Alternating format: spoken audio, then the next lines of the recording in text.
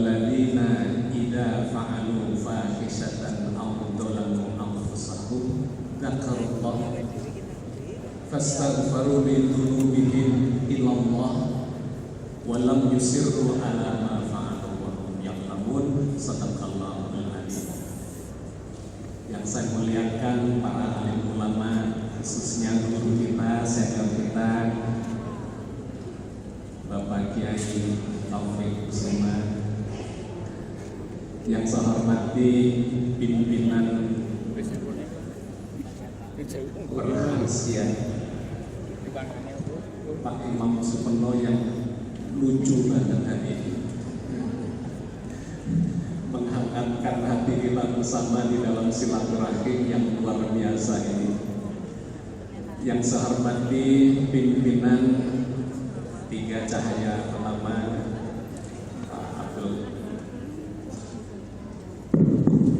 Cek, pimpinan Tiga Cahaya Utama, Pak Abdul Qadir, Bapak Dr. Karyono, dan Bapak Ibu sekalian. Banyak hadir tokoh-tokoh di sini, banyak hadir guru besar, banyak doktor yang kita tidak bisa menyebut satu persatu, dan semuanya yang hadir di sini sebagai keluarga besar dari Perharsia yang sedang berulang tahun ke-30. Yang luar biasa, tepuk tangan dulu untuk Perharsia.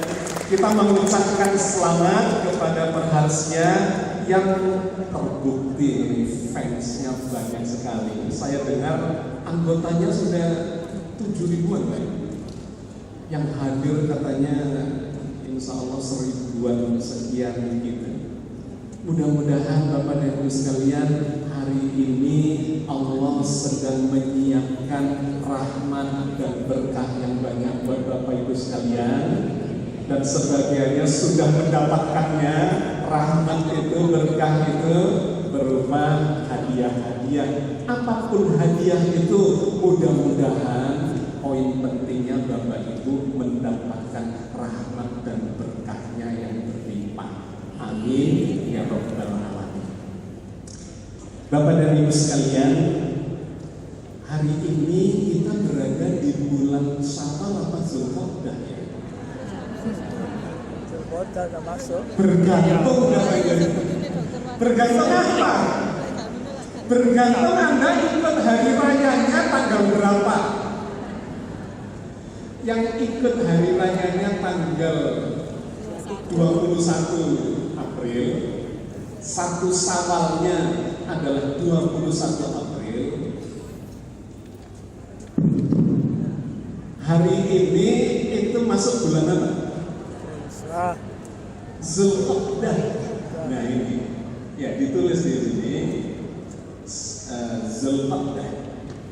1 Zulqa'dah berarti yang nulis ini ikut hari rayanya tanggal 21 April.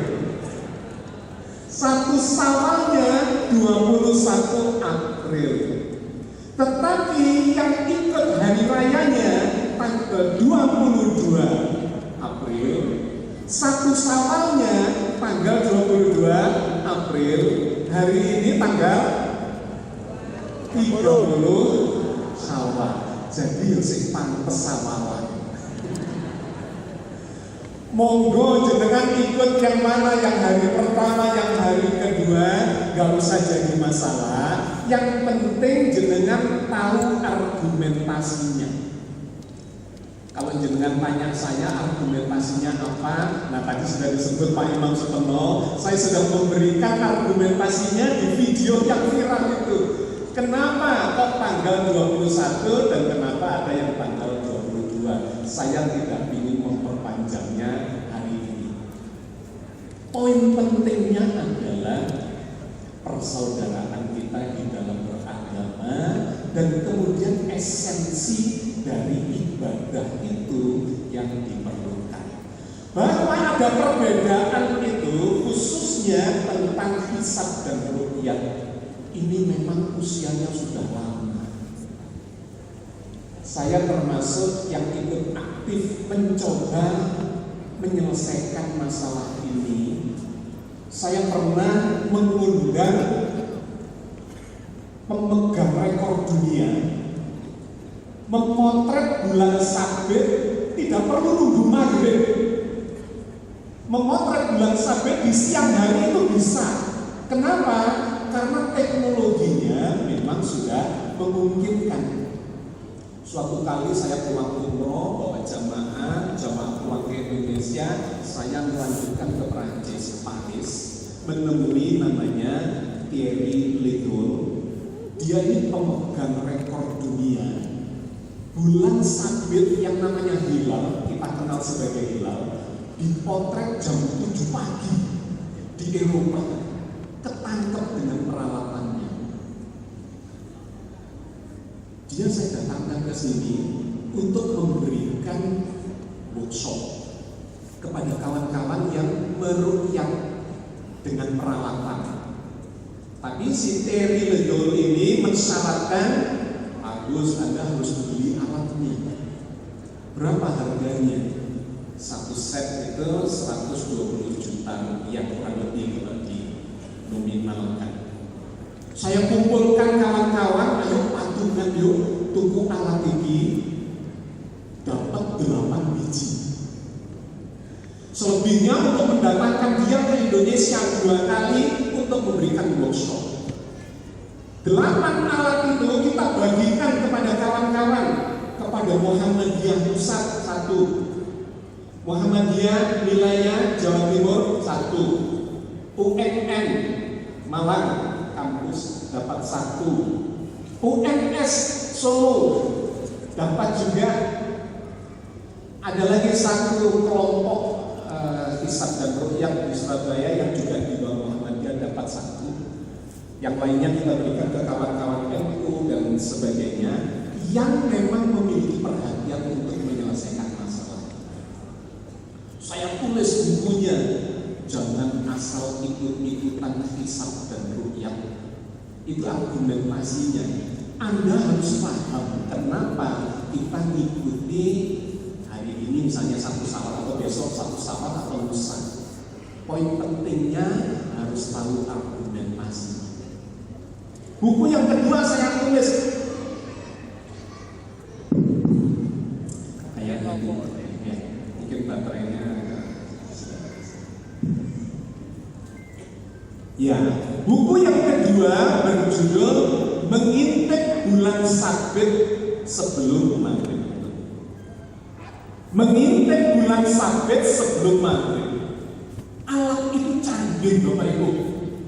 Teleskop computerized, bisa diset dengan GPS, mengikuti posisi benda langit secara otomatis. Di program di situ. Go to moon. Teleskopnya ini langsung nyari posisi bulan di mana. Di timur misalnya, bintang yang ada ini, ya, begitu terbit direkam ya, sambil difoto apa di video, trek sampai maghrib bisa diabadikan, gak pakai saksi hidup. Saksinya adalah foto dan video, tidak bisa diperdebatkan karena bersifat objek. Teknologi sudah sedemikian majunya. Mestinya kita sudah mempertimbangkan ini. Tetapi ketika workshop terjadi, saya ketemu Pak Din Samsudin waktu itu, dia berkata, Pak Nur, Prof. Muhammad Nur, Mendikbud waktu itu berkenan membuka acara. Saya bertemu soal ke Gusmus di Lembang, beliau mendukung. Ketemu juga dengan Pak Said Akil Sirot di Jakarta, saya bertemu beliau mendukung, tetapi pada hari H beliau berhalangan. Sehingga tidak terjadi kesepakatan yang saya rencanakan atau kita inginkan bersama. Sehingga sampai hari ini itu belum terselesaikan di dalam sebuah kesepakatan. Yosin sabar ya. Kadang-kadang ternyata nggak cukup ilmu sains itu, karena ternyata objektivitas kemudian harus bergantung kepada subjektivitas. Ini menjadi PR kita bersama. Masalahnya Idul Adha depan ini akan berbeda lagi. Itu sudah bisa ditebak, sudah bisa dihitung dengan akurat. Kemarin saya sampaikan, gerhana matahari itu loh, ya bisa dihitung sampai ke menit-menitnya. Terjadi akhir Ramadan tanggal 20 April jam 11:12 waktu Indonesia Barat, dilihat dari Surabaya dan seterusnya. Itu sekarang bisa dilakukan perhitungannya. Bahkan di buku saya 30 tahun ke depan saya sudah bisa menghitungnya. Nanti gitu ya, tahun depan apakah Ramadan sama gitu. Yang jelas yang dekat ini akan berbeda lagi. Nah, jenengan harus paham argumentasinya untuk memilih apakah akan ikut Idul Adha nanti tanggal 28 Juni ataukah yang satunya jatuh tanggal 29. Karena pada tanggal 1 Zulhijjahnya tanggal 18 Juni ketinggian hilal itu di bawah 2 derajat. Dan itu sudah bisa disimulasi dengan sangat jelas menggunakan salah satunya software namanya Stellarium. Nah, ini akan berbeda lagi. Tapi oke, saya tidak bisa memperpanjang itu di sini, berikan waktunya. Itu saya ingin menyampaikan ada poin yang lebih substansial dan esensial terkait dengan ibadah. Ya wis lah itu sih ngomong, tetapi puasanya yang penting harus lagi, sholatnya. Kalau haji, ya umrohnya, hajinya, seluruh ritualnya itu jangan tidak berisi. Saya termasuk yang sangat concern untuk memperbaiki kualitas jamaah umroh dan haji. Karena kebanyakan ini salah satu ibadah yang kita seringkali terjebak pada ritualnya. Dan kadang-kadang travel dulu yang menangani itu tanggung jawabnya lebih kepada travelingnya, kepada akomodasinya, ya pokoknya aman kabeh, dokumennya, pesawatnya, transportasinya, tempat penginapan dan sebagainya. Padahal poin pentingnya itu ada di kualitas peribadatan kita. Saya mungkin tidak banyak, tapi jamaah atau pembaca buku saya yang ingin melakukan umroh, saya mendampingi. Nah, itu yang saya genjot di situ. Ada 3 buku yang tadi dihadiahkan. Pusaran yang kita bahas itu membangun kesadaran bahwa energi yang sangat besar di sekitar Ka'bah. Bagi siapa? Orang yang bisa khusyuk nyambung pada Allah. Yang kedua ada buku Makrifat di Padang Arafah. Karena ketika di Arafah itu seringkali yang dipermasalahkan itu cuma soal sah rukunnya, gitu ya, fikihnya, syariat. Sing penting di Arafah mulai duhur sampai maghrib sah saja. Padahal puncak haji itu di situ dan Nabi Ibrahim terbuka makrifatnya, yakin tentang proses pengorbanan ibadah. Tolong ambil no foto itu. Dan aku ngerekam soalnya. Ambil no foto. Foto bisa. Ambil no foto bisa. Oh iya, foto ini. Foto kok apa video itu? Enggak, foto. Foto. Oh ya bagus jalur ya. Ya. Oke. Filosofis lagi. Sing sempat haji ini cuma berapa? Jenengan anu. Se-Indonesia nih katakanlah 200 juta Audio dok. orang Islam. Sing sempat menghaji 200 ribu. 1%. Jadi yang 99% itu tidak berkesempatan untuk pergi haji. Sak dunia umat Islam kira-kira 1,5 miliar atau hampir mendekati 2 miliar. Sing sempat ibadah haji berapa? Kalau haji akbar 4 juta, rata-rata 2,5 juta. Yang kurang lebih angkanya di 1-2% saja. Bapak Ibu, lebih banyak yang tidak bisa berhaji. Apakah Allah tidak adil, tidak memberikan kesempatan kepada orang yang tidak berhaji? Nah, di situ poin yang kemudian harus kita pahami. Termasuk saya menyiapkan ada namanya foto aura. Saya punya klinik aura di Surabaya. Ini bisa mengukur kualitas kejiwaan kita. Saya bahkan bekerja sama dengan beberapa kawan dokter juga lab laboratorium kesehatan. Ternyata jiwa kita bisa diintip dengan menggunakan peralatannya. Kalau di ilmu kedokteran ada di dunia kedokteran ada elektroencephalogram, ada elektrokardiogram dan seterusnya. Saya melakukan penelitian. Elektrokardiograf untuk jantung, elektroencephalogram untuk gelombang otak dipadukan dengan menggunakan kamera aura. Saya mencoba mendeteksi kualitas atau kondisi kejiwaan orang berzikir. Ternyata kelihatan orang yang stres itu auranya merah. Tapi kalau dia diarahkan, dinavigasi, itu lebih rileks, berserah diri, ikhlas, sabar.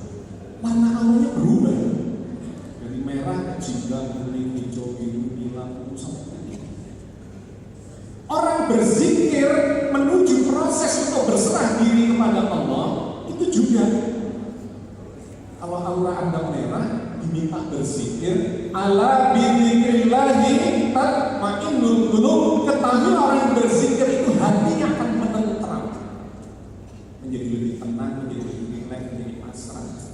Merah, hijau, biru, hilang, sampai putih.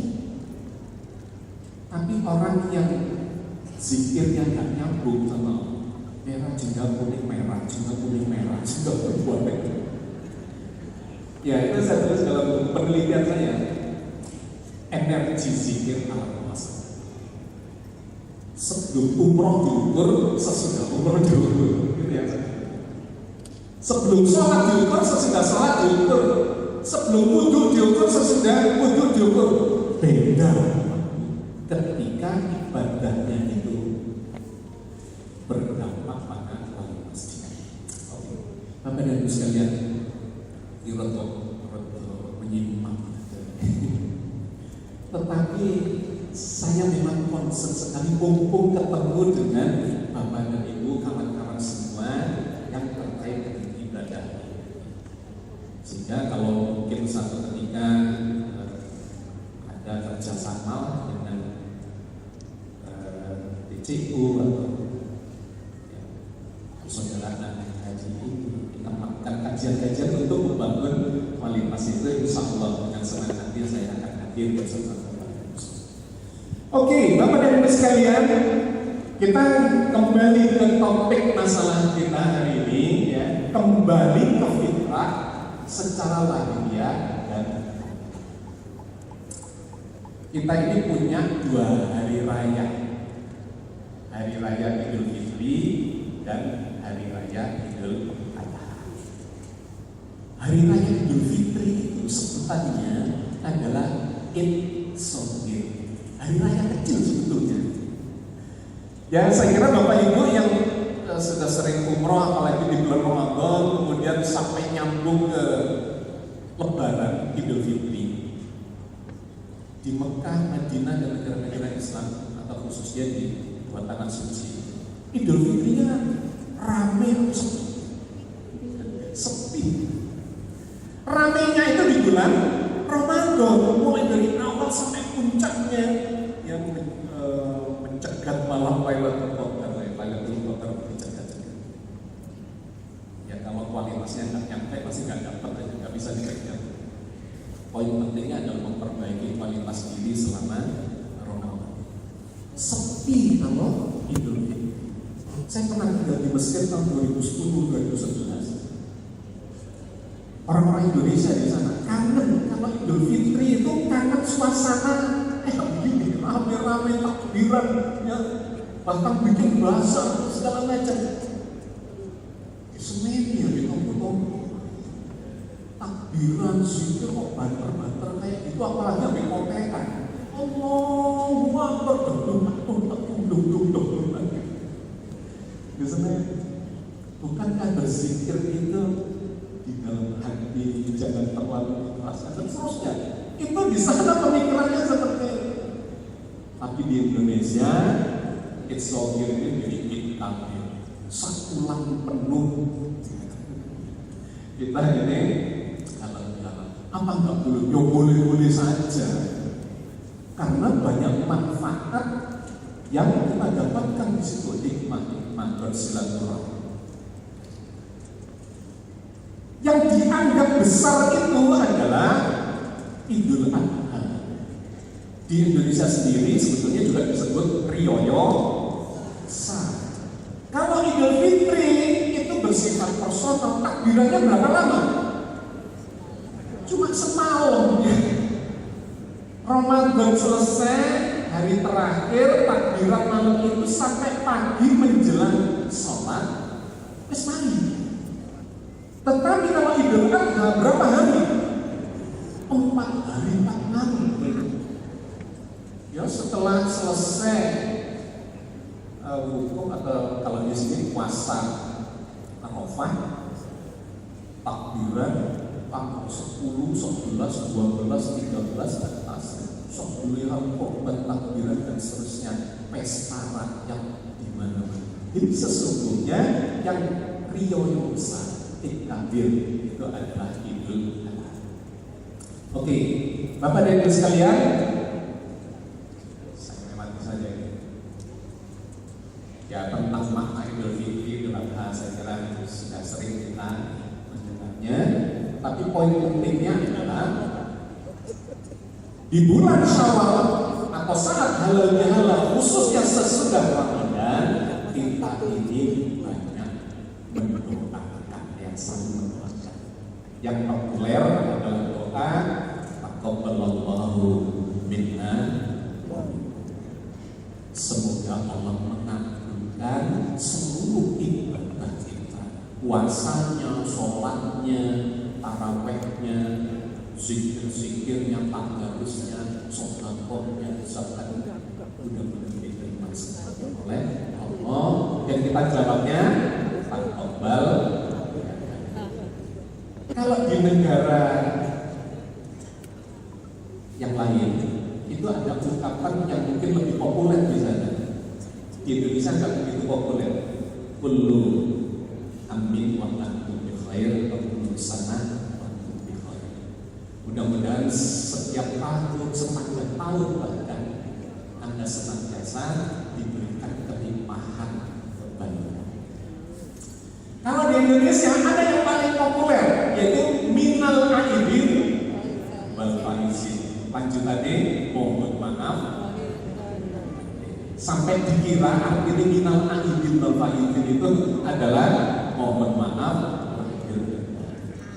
Lengkapnya ja'alallahu minal aidin wal faizin. Semoga Allah menjadikan kita minal aidin, orang yang kembali wis amburadul selama setahun, kembali ke jalan yang benar, fisiknya lebih baik karena dibenahi melalui puasa, keimanannya, ketakwaannya, spiritualitasnya dan seterusnya dibenahi.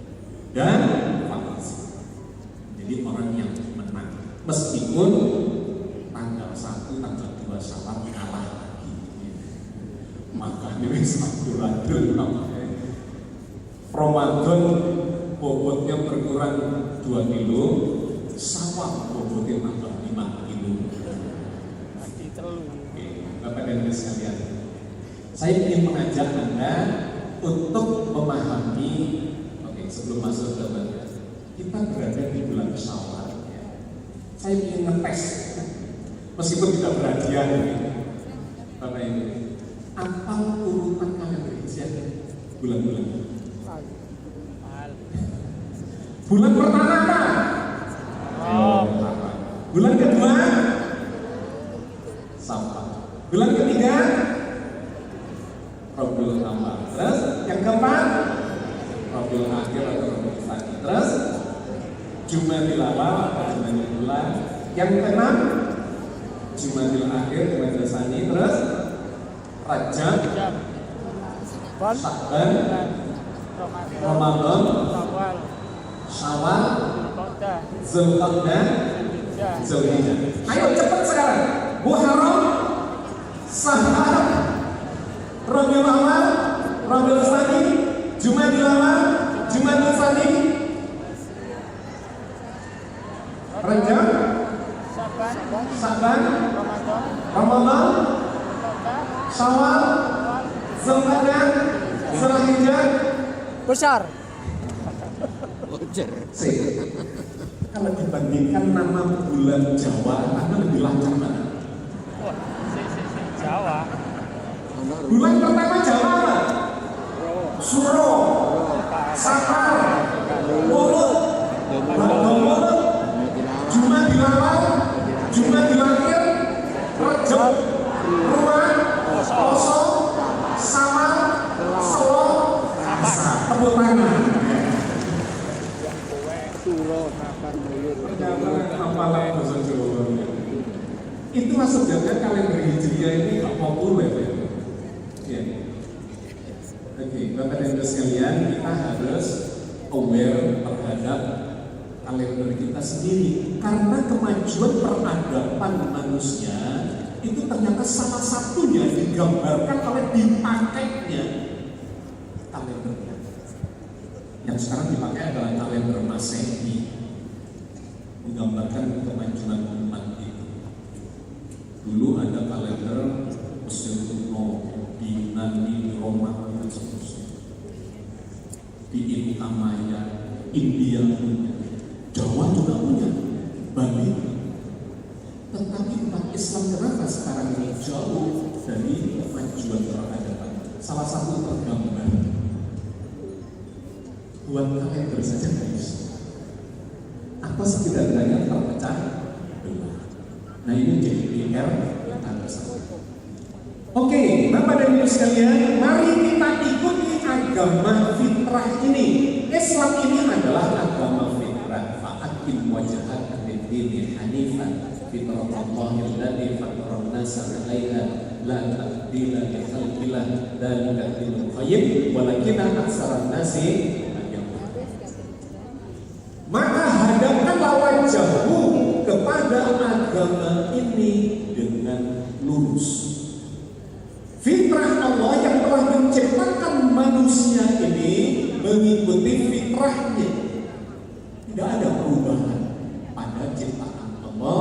Inilah agama yang benar, agama yang lurus, tetapi kebanyakan manusia tidak mengetahui. Siapa saja mengikuti ajaran agama ini, dia sesungguhnya sedang mengikuti fitrahnya. Kenapa juga disuruh jujur? Soalnya kita nggak suka sebetulnya, nggak jujur apalagi nggak dijujuri. Kenapa agama ini mengajarkan kesabaran? Karena fitrah manusia itu memang butuh kesabaran untuk sukses dalam hidupnya. Kenapa mesti adil ya? Karena itu fitrah itu. Segala macam yang diajarkan oleh agama ini sesungguhnya adalah fitrah kita. Barang siapa menabrak fitrahnya, maka dia akan mengalami masalah dalam hidup. Gak jujur itu masalah, gak ikhlas itu masalah, gak sabaran itu masalah, gak adil itu masalah, dan seterusnya. Termasuk peribadatan di dalam Islam ya. Sesungguhnya itu adalah fitrah kita. Katakanlah puasa misalnya ya, yang kemarin kita lakukan dan sekarang kita mencoba mengambil hikmahnya dari proses itu. Sungguh pasir, berpuasalah, niscaya kalian akan sehat. Sehat badannya, sehat organ-organ tubuhnya, bahkan sel-selnya, perlindungan selnya, sampai ke genetikanya. Kalau jenengan mengikuti perkembangan penelitian di dunia seluler, salah satunya mendapatkan hadiah Nobel tahun 2016. Sayapnya bukan ilmuwan Islam, dia orang Jepang, namanya Yoshinori Kosumi, melakukan penelitian terhadap orang yang dibikin lapar di atas 8 jam sampai 16 jam. Apa yang terjadi? Terjadi proses penyehatan atau mekanisme kesehatan di dalam tubuhnya itu membaik sampai di tingkat seluler. Nanti saya tunjukkan pada bagian berikut. Nabi mengajarkan kepada kita sumu tasiru, berpuasalah pasti. Kalau benar, kalian akan bertambah sehat. Yang kedua kata Al-Quran, la'allakum tattaqun, mudah-mudahan kalian menjadi lebih bertakwa, sehat secara batiniah, kontrol dirinya bagus, emosinya ya, sabar, ikhlas dan seterusnya. Itu sesungguhnya adalah fitrah. Maka Bapak dan Ibu sekalian, kita sekarang mencoba membangun kefahaman kita, mengambil hikmah dari proses itu. Mudah-mudahan setelah sebulan Ramadan itu kita kembali ke fitrah. Mari kita coba lihat bagaimana manfaatnya dan apakah sudah terjadi pada kita. Yang pertama adalah fitrah secara badani, sehat secara badani. Ada mekanisme lapar yang tadi saya sebutkan, dapat hadiah Nobel. Penelitian tentang mekanisme lapar itu bisa menghasilkan hadiah Nobel dikarenakan Yoshinori Kosumi meneliti ada orang yang dibikin lapar dibandingkan dengan yang tidak dibikin lapar. Secara khusus di tingkat seluler, sel yang kelaparan dengan sel yang tidak lapar ternyata memunculkan mekanisme yang berbeda. Sel yang dibuat lapar khususnya di atas 8 jam sampai 16 jam itu memunculkan sebuah mekanisme yang disebut sebagai autofagi atau autofagosu. Auto itu dengan sendirinya, fagi atau fagosu itu memakan sampah-sampah hasil metabolisme di dalam tubuh kita. Bapak Ibu, semakin banyak kita makan, sampahnya itu semakin banyak atau semakin sedikit? Semakin banyak. Jadi jenengan itu ya harus menjadi perhatian ya. Ketika kita makannya banyak, pasti sampahnya juga banyak. Sampah itu udah menjadi masalah, mulai di saluran pencernaan, di pembuluh darah, di sendi sampai ke tingkat seluler di dalam sel-sel tubuh kita. Ketika belum lapar dimasuki lagi, maka ini nggak sempat bersih-bersih sampahnya, numpuk lagi sampahnya, bertambah terus.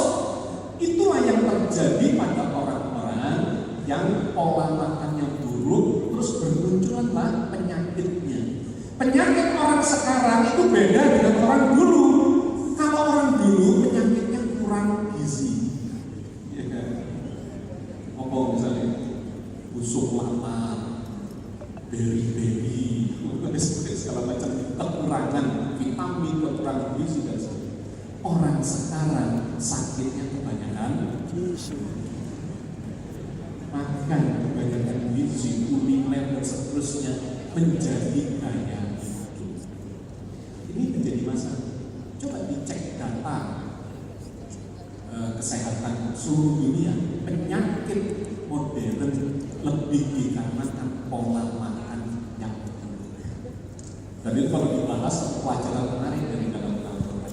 Poin penting yang ingin saya sampaikan di sini, ada penelitian ketika seseorang dibikin lapar lebih dari 8 jam, pencernaan itu sudah selesai mencerna, kirim alarm. Jadi Bapak Ibu ya, kalau didetailkan sini, makanan kita ini dicerna berbeda-beda durasinya. Yang paling cepat itu air ikan, air putih diminum, diserap oleh tubuh. Yang lebih lama adalah buah itu 1 jam kira-kira rata-rata, tergantung buahnya, buah yang berair atau durian. Tapi kalau dia rata-rata kira-kira 1 jam itu dicerna setengah. Yang ketiga adalah sayuran, kira-kira 2 jam. Berikutnya adalah karbohidrat, nasi, lontong, roti, seperti karbohidrat. Kira-kira 3 jam. Yang berikutnya protein itu sekitar 4 jam. Yang lebih lama lagi lemak itu 6 jam. Tapi ketika semua ini dicampur, 4 sehat 5 sempurna dikonsumsi, pencernaan yang bekerja 8 jam. Maka kalau dengan puasa jam 4 pagi sahur ditambah 8 jam, jam 12 mulai keroncongan, mulai laparnya di sekitar itu sampai sore hari menjelang maghrib kurang lebih 6 jam. Saat itu tubuh kita boleh-bolehin makanan, nggak ada asupan, kola, tongek, kok kalau makanan masuk. Terus apa yang dilakukan? Memakan cadangan-cadangan yang ada dalam tubuh, termasuk cadangan yang habis atau sulit dicerna atau di metabolisme, dia memakan sampah-sampah hasil metabolisme di dalam sel kita sendiri. Itu yang disebut mekanisme autofagi atau autofagus. Diringkes oleh pasukan kuning, dimasukkan ke lubang pencernaan sel, ya, vakuola, didigest di situ, dijadikan bahan-bahan pokok yang justru bermanfaat untuk memperbaiki sel itu sendiri. Dampak lagi ya. Bapak dan Ibu sekalian, ini orangnya Yoshinori Ohsumi. Ya, ini sedikit tentang kisah ketika dia dinobatkan. Saya nggak keluar suaranya. Dinobatkan ketika mendapat hadiah Nobel. Diceritakan di situ mekanisme autofagi, autofagus itu seperti apa. Gambarkan pendekatan secara mekanisme seluler itu, yaitu autofagi atau autofagus, memakan dirinya sendiri. Sampah-sampah hasil metabolisme atau sisa metabolisme dimakan, dikumpulkan masuk ke dalam lubang pencernaan di dalam sel itu, dan kemudian menjadi justru bahan-bahan yang bermanfaat, kontrol dan staf. Yang sana dilaporkan muncul mekanisme autofagus. Dan itu diteliti ternyata sampai ke genetika kita. Ada 15 gen yang berperan untuk mengendalikan mekanisme kesehatan tubuh kita. Jadi jangan diremehkan puasa ini. Luar biasa sesungguhnya manfaat puasa itu kalau posone benar. Salah satu poso yang tidak benar itu masuk Ramadan Anda tiba, keluar Ramadan tiba, kita berat bobotnya. Itu pasti poso itu salah. Memposo tambah bobotnya, yang benar itu harus berkurang. Ada yang berkurang 5 kilo, ada 2 kilo, ada 1 kilo, sakon yang bobot. Tapi berkurang jangan bertambah. Itu cara sederhananya. Terjadi detoksifikasi, penggelontoran sampah-sampah, pokoknya buang sih, penting-penting. Nah, gitu ya, cara sederhananya. Nah, yang ingin saya sampaikan di sini, autofagi, mekanisme penyehatan tadi itu ternyata dampaknya luar biasa untuk mengendalikan mekanisme homeostasis kesehatan di dalam tubuh kita. Ini yang menurut para ilmuwan yang meneliti itu, dia bisa meningkatkan kematian sel, usia selnya jadi panjang, sel death. Bahkan menyebabkan cancer. Cancer itu kan kontrolnya ada sampai ke tingkat genetik, itu bisa diringankan bergantung pada kualitas puasanya, ya. Atau imun sistem bergantung pada tubuh, ya, serangan-serangan pada imun sistem kita.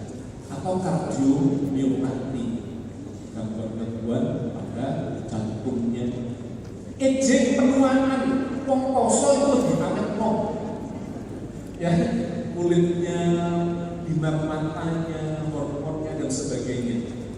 infectious disease, penyakit infeksi, ya kan daya tahan tubuhnya bagus. Fatty liver, mengurangi fat pada liver yang membungkus liver kita. Atau diabetes tipe 2, ya, karena mekanisme produksi dari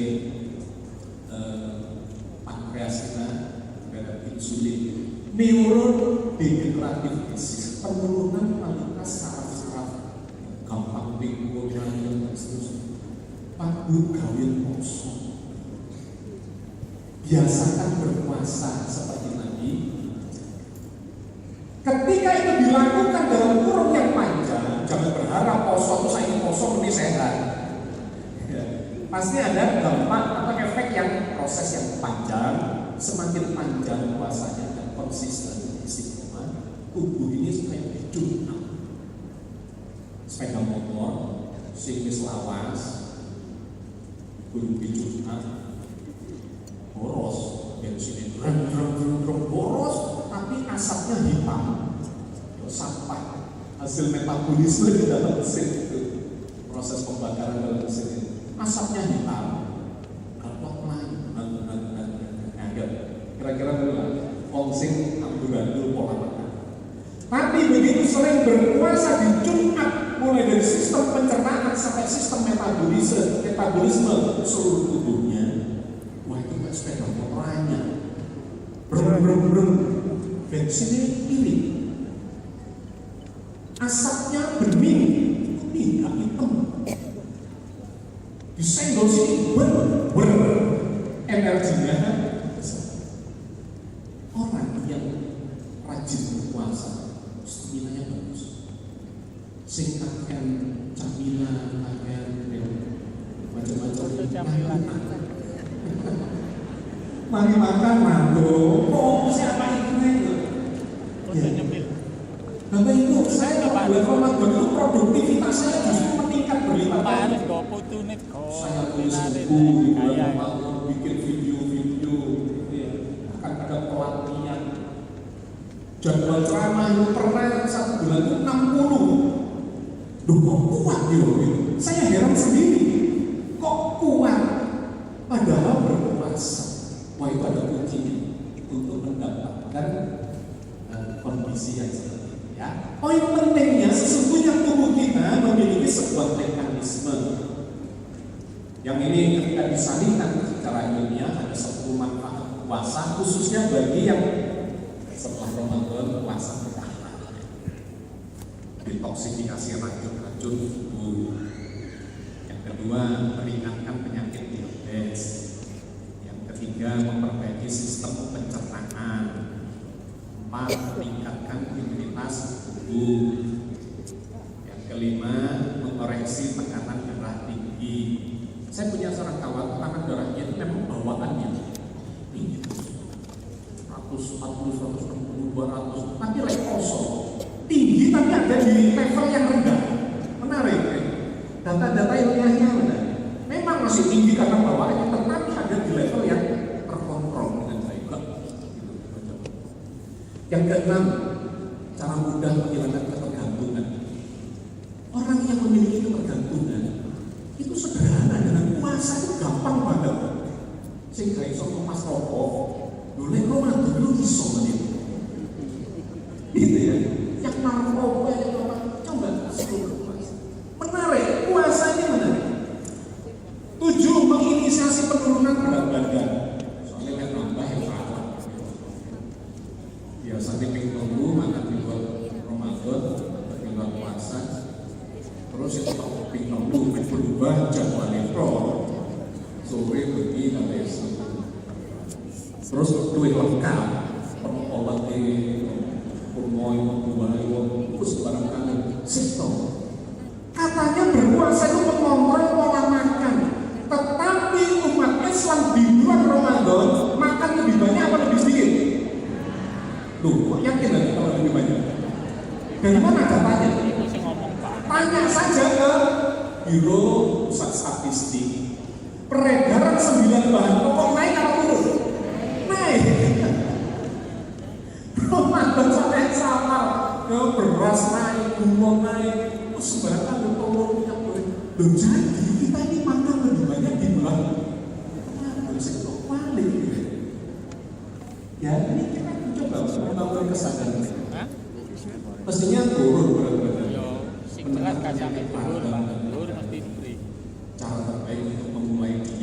kangelan duit bolak-balik Cateran jeding puasa terus gitu.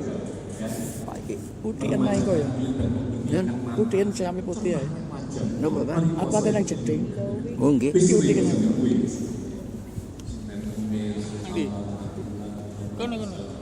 Bahkan ada yang Oke. Ringkes itu terkait dengan kembali ke fitrah secara badania. Yang kedua adalah secara batinia. Itu ternyata juga terjadi melalui proses hormonal. Ya, jiwa dan kinerja hormonal. Ada pemahaman atau penelitian menarik yang terkait dengan peran hipotalamus niat terhadap niat massa. Jadi gini, orang berpuasa disuruh niat, ya. Ono niat yang diucapkan, ada sing niat pokoknya yang niat itu sepenting segala macam. Apapun Anda ucapkan atau diniatkan dalam hati, itu termonitor dengan detail oleh otak Anda di bagian yang namanya hipotalamus. Dia tahu ada orang niat puasa, nawai pusat dan seterusnya misalnya, tapi jajannya ini nggak niat. Maksudnya kepaksa. Dia mengucapkan niat secara lisan, tetapi jajannya kepaksa.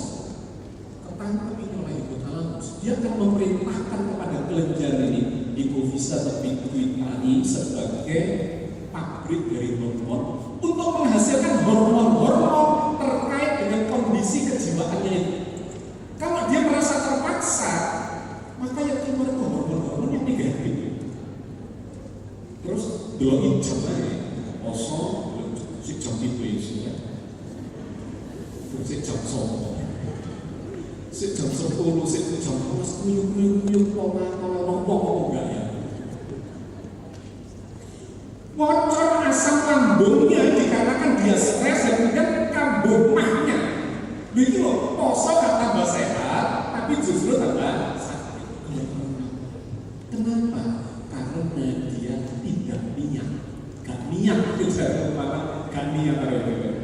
Meskipun mengucapkan niat secara lisan. Ada orang gak usah mengucapkan niat, tapi memang berniat untuk puasa, ikhlas, sabar, rela hati, dan seterusnya. Yo belum tapi saya cek, jam 9.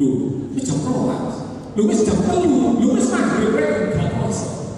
Kenapa hal itu bisa terjadi? Itu karena ada mekanisme hormonal. Ada hormon yang dihasilkan, misalnya hormon serotonin, hormon yang mengatur mood dan suasana hati. Dengan ikhlas, dengan rela hati, bahkan menyenangi apa yang dilakukan. Moodnya bagus. Iku mau bilang ini, wis jam 12. Sing sejune sampai terus jam 12. Moodnya bagus, senang ya.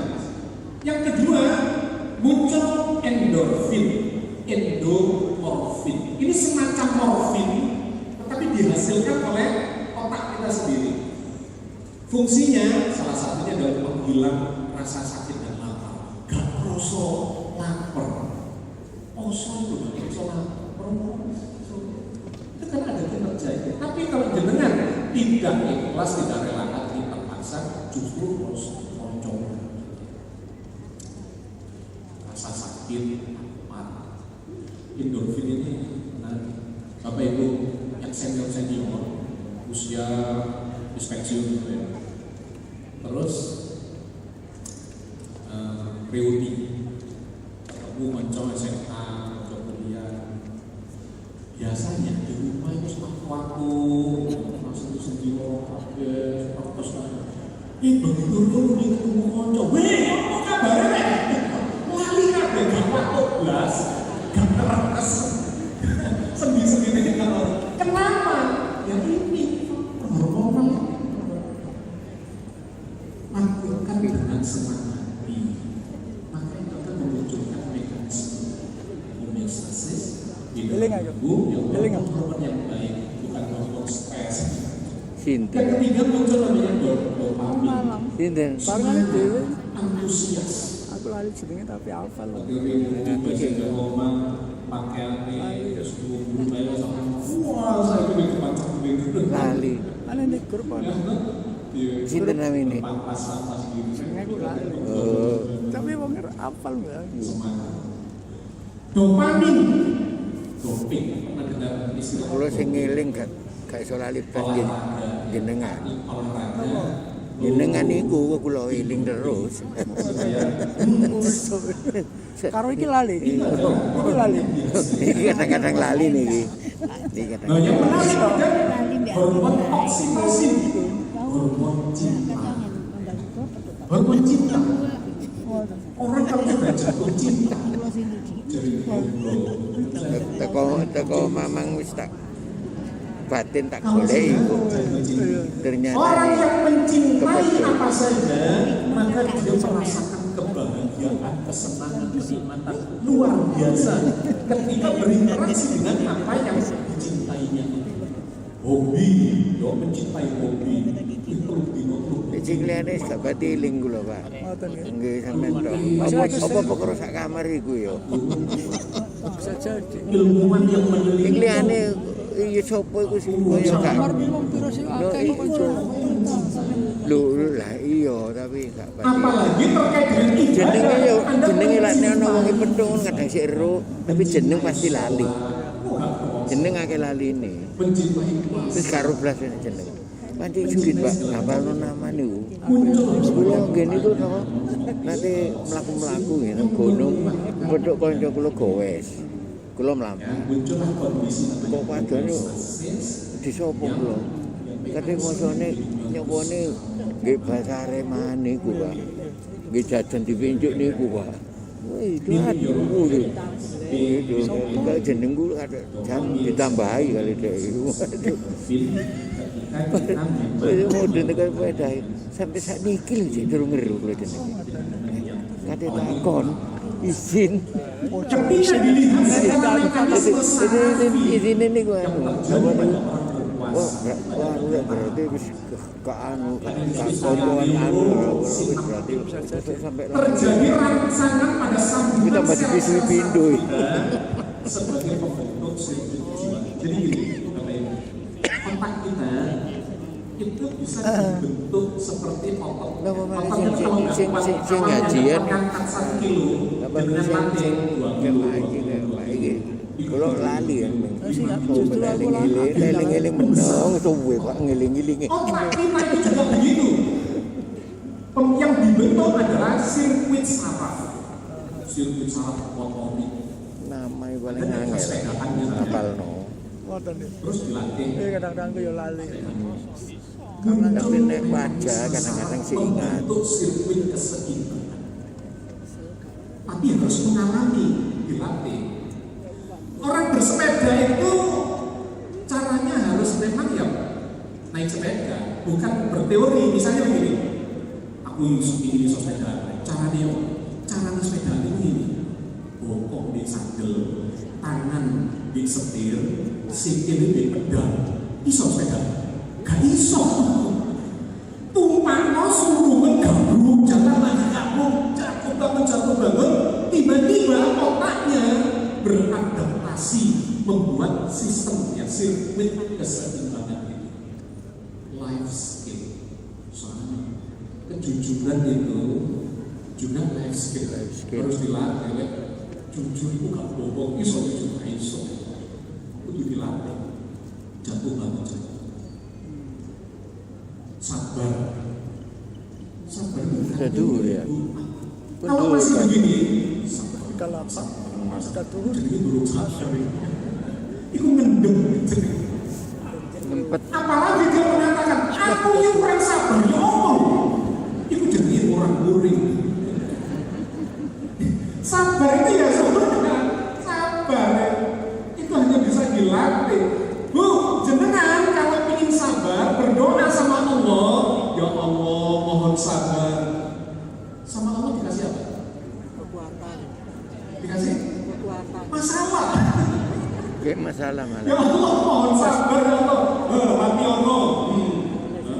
Latihan sabar level 1. lulus. Kok ibu sing dieling memang. Wes lulus. Berarti bapak-bapak itu sabar kabeh. Kasus kedua Rationo. Itu akan terbentuk sirkuit kesabaran kita berdasarkan Itu sing dielingno ibu-ibu memang. Iki sabar. Berarti sing lanang bapak-bapak itu sabar ya. yang bertemu dan itu semua life skill terbentuknya di otak. Harus dilatih karena itu kata orang Jawa, ngelmu kuwi kelakone kan di laku. Kalau nggak dijalankan nggak masuk sampai kompos. Neurosimatik adalah rangsangan pertama bahwa otak kita belum memiliki sirkuit keseimbangan tentang kesabaran, tentang ikhlas dan sebagainya. Translatasi. Yang kedua akan muncul neurogenesis, tumbuh sel-sel sarafnya sebagai respon terhadap rangsangan puasa. Jadi kenapa puasa itu efektif? Karena puasa itu bukan teori, puasa itu praktek. Banyak orang beragama ini cuma teori. Hafal ayat kesabaran, hafal imam Allah, sobiru yang lain-lain. Istilah sabar, turun. Hafal ayat tentang keadilan, hafal. Adil turun. Hafal ayat keikhlasan, hafal isi Al-Quran, hafiz Quran. Hafal, istilah turun kalau dari. Nanti yang ditimbang itu adalah amalannya, bukan teorinya. Ngelmu kuwi kenapa diganti laku. Kalau Al-Quran mengatakan Allah tidak suka benci marah kepada orang yang bisa berkata tetapi tidak bisa menjelakoni. Neurogenesis tumbuh sirkuit sarafnya menjadi life skill. Yang ketiga, neurokompensasi terjadi akumulasi perubahan sistem sarafi membentuk sirkuit-sirkuit saraf yang berpengaruh pada sifat dan kejiwaan dari pelaku puasa, berubah akhlaknya setelah dari Puasa. Tapi lagi berubah berarti nggak efek. Posongnya nggak efek, sholat nggak efek, semuanya nggak efek dari orang Surabaya, nggak efek. STNJ sholat terus masih jalan. Nah, itu nggak efek. Oke ya. Ya ini sekedar kalau secara ilmiah neuroscience sebetulnya otak kita itu cuma sinyal-sinyal listrik gitu. Saraf-sarafnya, ya, ada badan sarafnya, ada kabel-kabel sarafnya, ada akson dendritik dan sebagainya. Itu membentuk jaringan-jaringan begitulah. Menjadi sebuah sistem kayak di sebuah kota, jaringan internetnya atau antar pengurus manajemen di dalam kota itu saling terhubung. Intinya cuma sinyal-sinyal kayak gitu.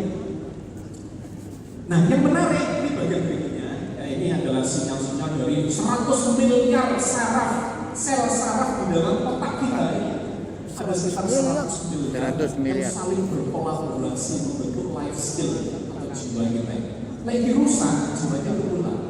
Hati-hati, kecelakaan rusak di bagian depan di prefrontal cortexnya, pribadinya berubah. Terus dia jalan jadi bisa membunuh orang, jadi tak punya malu, karena ada kerusakan. Oke, yang menarik adalah ini neurogenesis, the cutting edge science of changing. Jadi otak kita itu kalau dilatih dia tumbuh 1 jam. sistem sarafnya kayak pohon, tiba-tiba memunculkan daun-daun ranting-ranting yang daun-daun dan sebagainya. Mulai awal. Connection membentuk sambungan-sambungan baru. Once again in slow motion, ya, dijalankan dengan lebih pelan, slow motion.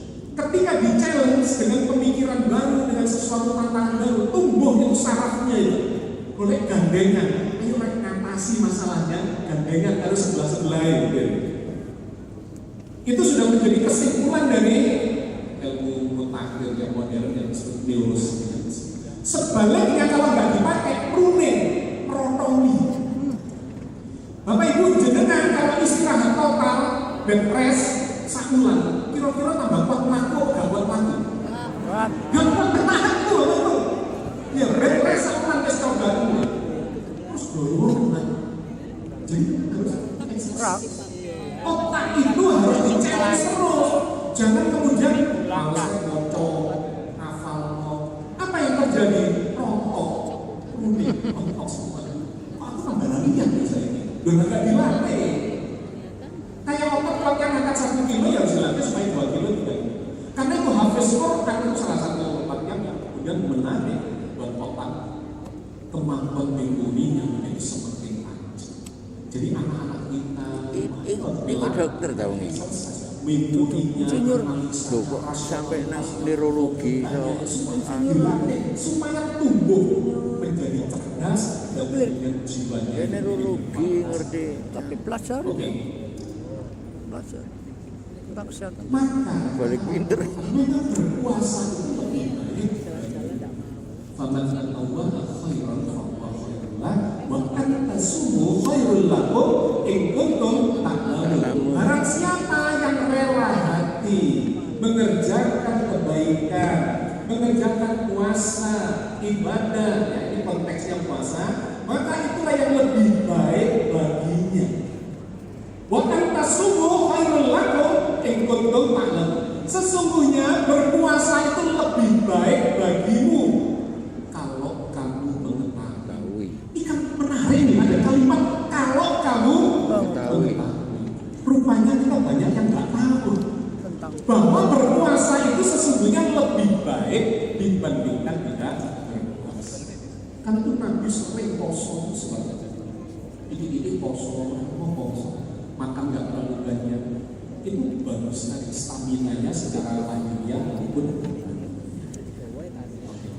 surat Al-Baqarah 1. Nah, maka ini yang tadi saya baca di depan ya sebagai kesimpulan parameter orang yang sukses berpuasa. Bersegeralah kamu kepada ampunan Tuhanmu dan kepada surga yang luasnya seluas langit dan bumi yang disediakan untuk orang bertakwa. Poso itu mengubah dari kualitas iman menjadi kualitas takwa. Maka panggilannya kan begini, ya ayyuhalladzina amanu kutiba alaikumus syiyam kama kutiba alal ladzina min qablikum la'allakum tattaqun. Wahai orang yang beriman, diwajibkan kepada kalian berpuasa seperti orang-orang dulu juga berpuasa. La'allakum tattaqun, mudah-mudahan, nggak semuanya ya. Mudah-mudahan kalian bertakwa. Nah ini masih iman itu cuma sekedar percaya, yakin, itu dijalankan. Takwa itu menjalankan keimanan atau keyakinan. Jadi kalau Anda ditanya nih, Anda yakin nggak poso itu mati? Yakin. Apa kok yakin? Aku sekonco penelitiannya. Bagus sekali, bahkan dapat hadiah Nobel. Terus sampai ada 100 poso. Dulu. Levelnya berbeda, level yakin dan level menjalankan. Nah, menjalankan itulah takwa. Dapat skill, life skill yang langsung berdampak pada dirinya dan pada sekitar. Bersegera pada ampunan Tuhanmu yang luasnya dan kepada surga yang luasnya seluas langit dan bumi disediakan buat orang yang bertakwa. Siapa dia yang bertakwa? Alladzina yunfiquna fis-sarra'i wal dharra'i. Dia orang yang mudah menafkahkan harta bendanya di jalan Allah. Terus sampai wong Jawa digawe tradisi halal-bihalal, tradisi riyo-riyoan lebaran. Galak gampil. Nah, sebagai simbol kedermawanan. Duwe aku 1.000 dijono dadi 2.000-an. Itu 2.000 keren. Boyo 10-an, 30-an. Sampai dumi. Dan galak gampil itu juga wal kadhiminal ghaidha wal afina. Sulit marah, gampang memaafkan. Orang setelah berpuasa harus lebih galak, lebih hati. Yang kedua, kontrol emosi, kontrol dirinya sangat bagus. Sulit marah, gampang memaafkan. Apa duit paling gampang marah, sulit memaafkan.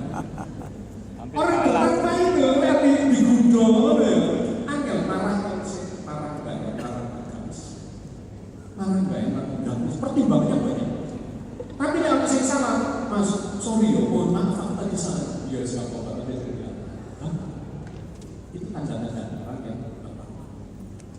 memaafkan kesalahan orang lain. Allah menyukai orang yang berbuat kebajikan. Ya. Terus yang berikutnya. Dan juga orang-orang yang bila mengerjakan perbuatan salah, perbuatan keji, perbuatan dosa, dia segera atau menganiaya diri sendiri. Jadi menarik istilah Al-Quran. Orang berbuat dosa itu menganiaya diri sendiri. Kenapa? Dia sedang menyiapkan masalah di hadapannya atau di waktu ini. Kalau dia berbuat salah, mereka segera ingat Allah, lalu mohon ampun atas dosa-dosanya. Siapa yang bisa mengampuni dosa dan kecuali Allah? Dan mereka tidak meneruskan. Jadi motor diri bagus banget, pas juga salah kira-kira. Nah itu orang ya. Dan mereka tidak meneruskan perbuatan kejinya itu, sedang mereka sudah mengetahui bahwa itu memang salah. Kalau jenengan mendapatkan itu tanda bahwa kualitas ketakwaan kita ya mungkin perlu difokus lagi, bukti belum final hidup kita ini terus belajar dan terus meningkatkan ini, mudah-mudahan ujung-ujungnya adalah husnul khotimah. Sehingga kesimpulannya balasan bagi orang yang sudah bertakwa itu, wa may yattaqillaha yaj'al lahu makhraja. Orang kalau sudah mencapai tingkat ketakwaan yang semakin baik, Allah menjadikan jalan keluar, solusi dari berbagai masalah yang dihadapi. Bertakwa kepada Allah, Allah memberikan jalan keluar. Kira-kira apapun masalah kita, bagi orang yang bertakwa kembali kepada Allah, maka Allah akan memberikan inspirasi, solusi, yang ilham apapun yang kita tahu. Yang kedua, wa yarzuqhu min haitsu la yahtasib, dan memberikan rezeki dari arah yang tidak terduga. Aneh, orang bertakwa itu karena jiwanya itu bergetar di dalam frekuensi ketakwaan, itu akan meresonansi kebaikan-kebaikan. Itu cerita menariknya tentang ilmu pengetahuan, resonansi jiwa. Wong cedek, wong kurang kuning, jenengan jadi sabar pelok kuning.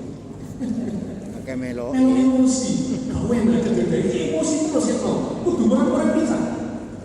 Tapi kalau jenengan dekat dengan orang yang sabar, waktu mereka jadi yang sabar, itu namanya resonansi. Jiwa kita mengeluarkan frekuensi. Ya. Orang yang frekuensinya bagus sampai rezeki itu teko dhewe. Ya rezeki bunyi di telepon nanti kancah nih.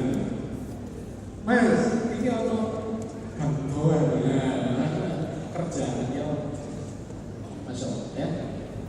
Yang ketiga, barang siapa bertakwa kepada Allah maka Allah akan menjadikan kemudahan bagi segala urusan. Wa may yattaqillaha yaj'al lahu min amrihi yusra. Kalau yang pertama ketemu kesulitan diberi jalan keluar, yang ketiga ini lebih dahsyat lagi. Seluruh urusannya dimudahkan.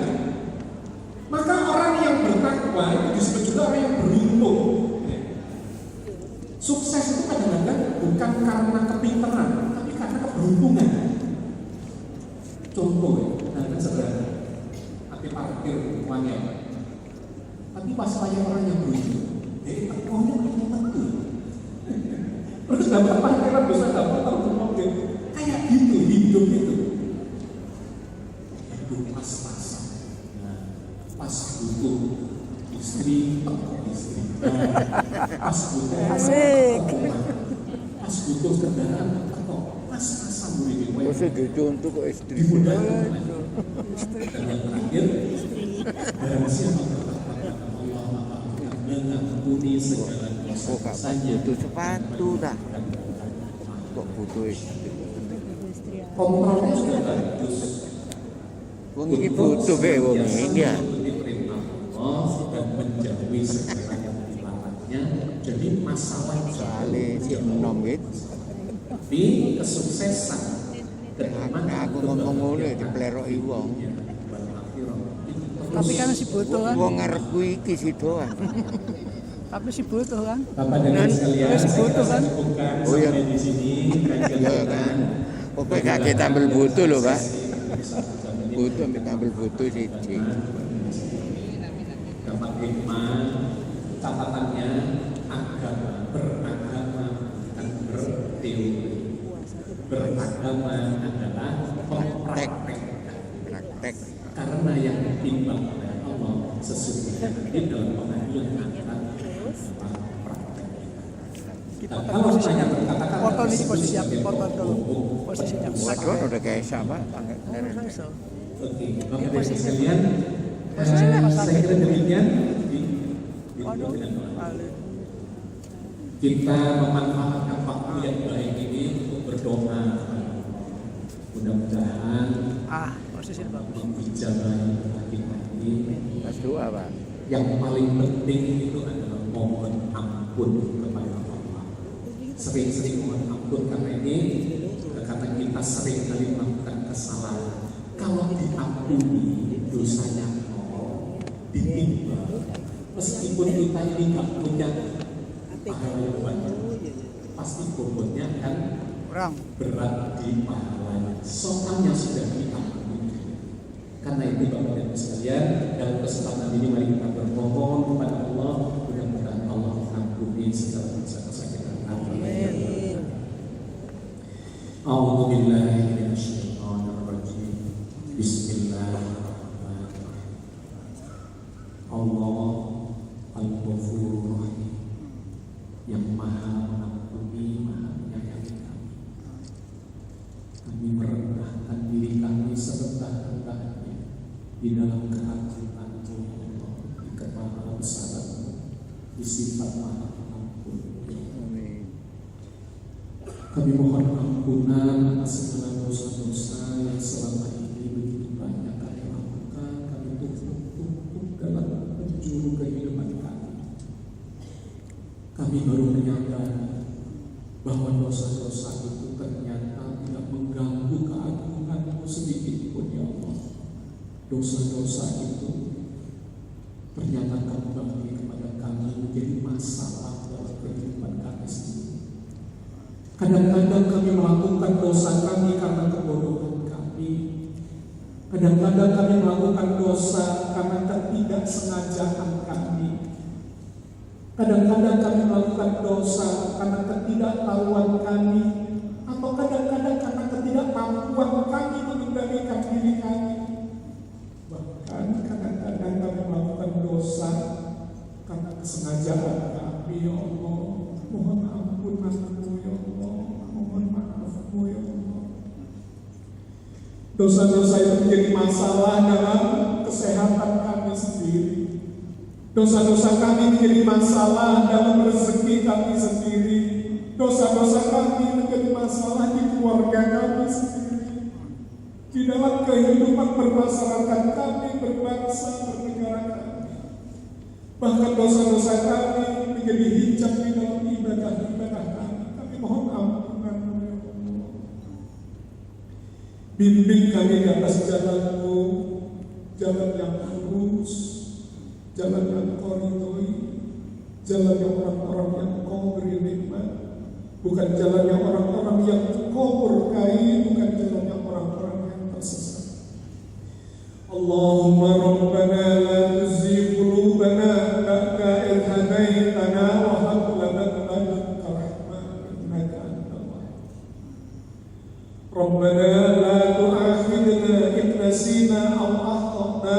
Rabbana wa la tahmil 'alaina isran kama hamaltahu 'alal ladzina min qablina. Rabbana wa la tuhammilna ma la taqata lana bih. Wa'fu 'anna waghfir lana warhamna anta maulana fansurna 'alal qaumil kafirin. Rabbana atina fid dunya hasanah wa fil akhirati hasanah wa qina azabannar. Subhana rabbika rabbil izzati amma yasifun. Wassalamu ala mursalin.